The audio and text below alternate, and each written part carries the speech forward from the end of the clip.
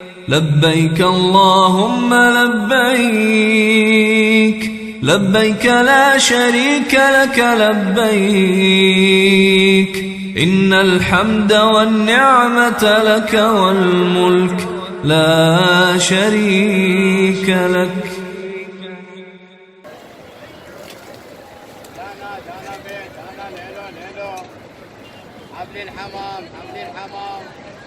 عبد الحمام دانا کبوتر دانا لے لو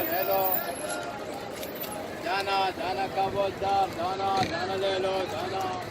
الحمد لله رب العالمين الرحمن الرحيم مالك يوم الدين إياك نعبد وإياك نستعين اهدنا الصراط المستقيم صراط الذين أنعمت عليهم غير المغضوب عليهم ولا الضالين.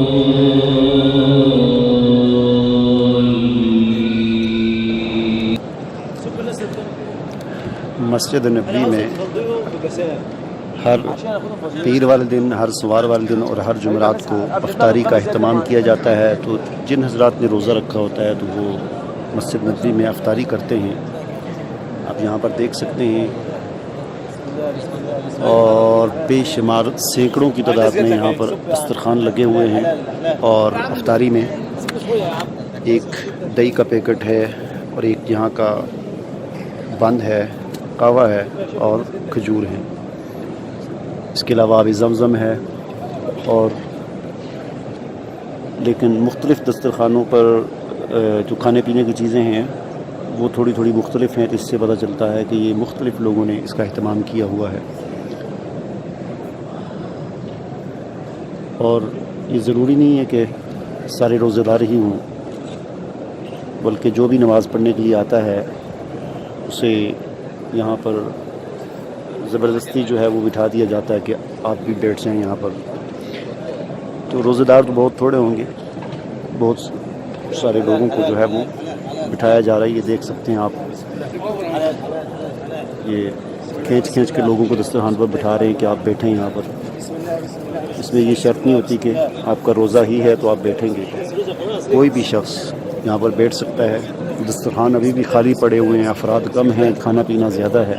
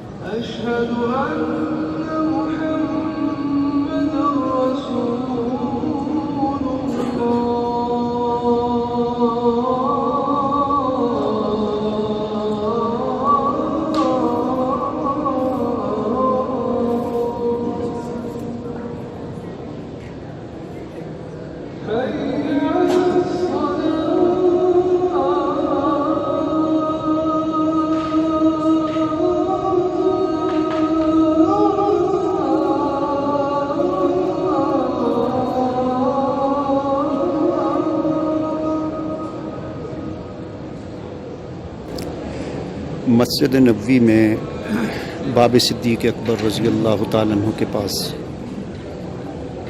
یہ 5-6 بزرگ حضرات بیٹھے ہوتے ہیں. اور میں جتنے دنوں سے یہاں دیکھ رہا ہوں یہ نورانی چہرے والے بزرگ ہستیاں یہاں پر اسی صدیق اکبر رضی اللہ تعالیٰ عنہ کے دروازے کے پاس رات کو بیٹھے رہتے ہیں. بہت مبارک چہرے ہیں ان کے، بہت نورانی چہرے ہیں ان کے. اللہ تعالیٰ نے جو ہے ان کے چہروں میں نور رکھے. اور یہاں پر خاموشی کے ساتھ یہ بیٹھے اللہ کا ذکر کرتے رہتے ہیں اور آنے والوں کی خدمت کرتے رہتے ہیں. کبھی تو یہ کھانے پینے کی چیزیں بانٹتے رہتے ہیں. اور ابھی آپ دیکھ سکتے ہیں کہ یہ بابا جی کے ہاتھ میں بہت زیادہ تعداد میں شاپر پکڑے ہوئے ہیں.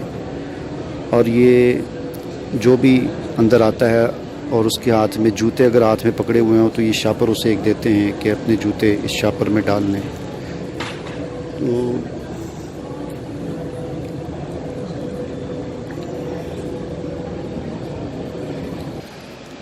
مسجد نبوی میں آج صفائیاں وغیرہ ہو رہی ہیں، جمعہ کا دن ہے اور صبح اشراق کے بعد کا وقت ہے اور زیادہ تر لوگ اپنے اپنے رہائش گاہوں پر چلے گئے ہیں۔ مسجد نبوی جو ہے یہ تقریباً خالی ہے، صرف روضہ رسول پر اور روضۃ من ریاض الجنہ جو ہے وہاں پر بہت زیادہ رش ہے۔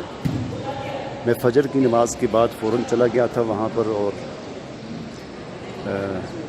تقریباً ابھی تک 2-2.5 گھنٹے کے طویل یعنی انتظار میں لائن میں لگا رہا، لیکن روضۃ من ریاض الجنہ جو ہے وہاں پر آگے جانے کی باری نہیں آ سکی۔ وہاں چونکہ جگہ بہت محدود ہوتی ہے اور جو بھی ایک دفعہ جاتا ہے تو پھر وہ وہاں پر نفل پڑتا ہے اور پھر کافی دیر بیٹھا رہتا ہے، تو اس لیے وہاں پر جانا بڑا مشکل ہوتا ہے آج کل رش کے دنوں میں۔ بہرحال 2-2.5 گھنٹے کے بعد وہاں پر پھر روضہ رسول پر حاضری دی اور اب میں بھی اپنی رہائش گاہ کی طرف جا رہا ہوں، جمعے کی تیاری وغیرہ کرنی ہے۔ ربیع الاول کے مہینے میں اور رمضان مبارک کے مہینے میں بہت زیادہ رش ہوتی ہے۔ ان 2 مہینوں میں جو مکہ المکرمہ میں حجر اسود کا بوسہ اور یہاں مسجد نبوی میں روضۃ من ریاض الجنہ میں نماز، یہ 2 بہت مشکل کام ہوتے ہیں، بلکہ ناممکن آپ سمجھ لیں۔ بس جس کی جتنی ہمت ہوتی ہے، جتنی طاقت ہوتی ہے، جتنا زور ہوتا ہے ٹانگوں میں بازوؤں میں، وہ تو کچھ ہمت کر کے جو ہے وہ کر لیتا ہے، باقی جو ہے وہ بڑا مشکل ہوتا ہے۔ حجر اسود کو بوسہ دینا اور روضۃ من ریاض الجنہ میں 2 رکعت نفل پڑھنے کے لیے پہنچنا، کیونکہ وہاں پر میرے خیال میں میں نے دور سے جو مجھے نظر آیا وہ زیادہ سے زیادہ 30, 40, 50 افراد کی گنجائش ہے، چھوٹی سی جگہ ہے، تو جہاں پر لاکھوں لوگ ہوں اور گنجائش صرف 40-50 افراد کی ہو، تقریباً اندازاً اتنی ہی جگہ ہے جو مجھے نظر آئی ہے، تو آپ اندازہ لگا سکتے ہیں کہ وہ پھر 40-50 آدمی ایسا بھی نہیں ہے کہ وہ وہاں سے گزر جاتے ہیں، بلکہ وہاں پر جاتے ہیں جس کو ایک دفعہ داخل ہو جاتا ہے وہ وہاں پر پھر نفل پڑھتا ہے، دعائیں مانگتا ہے، جتنا دل اس کا کرتا ہے وہاں بیٹھا رہتا ہے آدھا گھنٹہ 1 گھنٹہ، اور پھر لاکھوں لوگ جو ہیں، ہزاروں لوگ باہر لائن میں کھڑے ہوں، تو ظاہر بات ہے پھر اس میں باری آنا بہت مشکل ہو جاتا ہے۔ یعنی میں تقریباً 2-2.5 گھنٹے کھڑا رہوں اور 2-2.5 گھنٹے میں زیادہ سے زیادہ 5 فٹ یا 10 فٹ ہماری لائن آگے چلی ہوگی، اس سے زیادہ آگے نہیں چل سکی۔ پھر میں لائن سے نکل گیا اور پھر روضہ رسول پر حاضری دی، کیونکہ وہاں پر روضہ رسول پر حاضری کا جو سسٹم ہے وہ ٹھیک ہے، وہاں پر بھی لائن ہوتی ہے، لیکن وہ وہاں پر رکنے والا کام نہیں ہے، بس لائن اس طرح چل رہی ہوتی ہے، لوگ چلتے چلتے سلام پیش کرتے ہیں اور آگے نکل جاتے ہیں، تو اس میں جو ہے وہ آسانی کے ساتھ وہ سلام پیش کرنے کا معاملہ جو ہے وہ ہو جاتا ہے، کیونکہ یہاں پر روضۃ من ریاض الجنہ میں یہاں پر رکنے والی بات ہے، لوگ آتے ہیں جو وہاں پر پہنچتا ہے رک جاتا ہے، نفل پڑھتا ہے، دعا مانگتا ہے، چاہے وہ وہاں 1 گھنٹہ بیٹھا رہے، اس میں ظاہر بات ہے کہ پھر گنجائش بھی صرف 40-50 یا 100 آدمیوں کی ہوگی، چھوٹی سی جگہ ہے، اس میں پھر بڑا مشکل ہو جاتا ہے وہاں پر جانا۔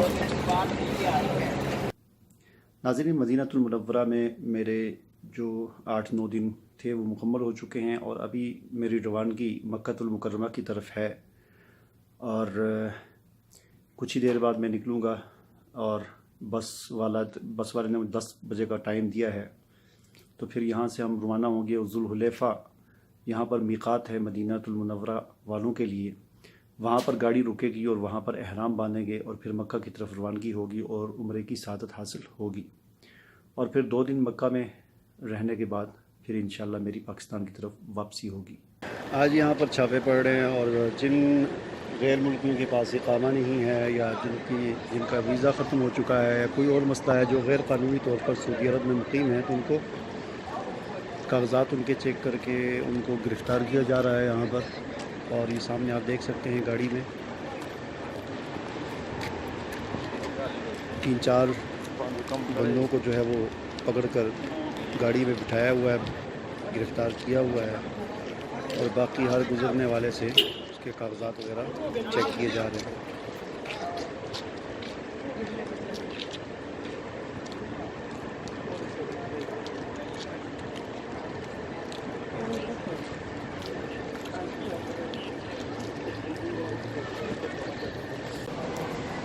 اس وقت ہم مدینہ المنورہ میں جو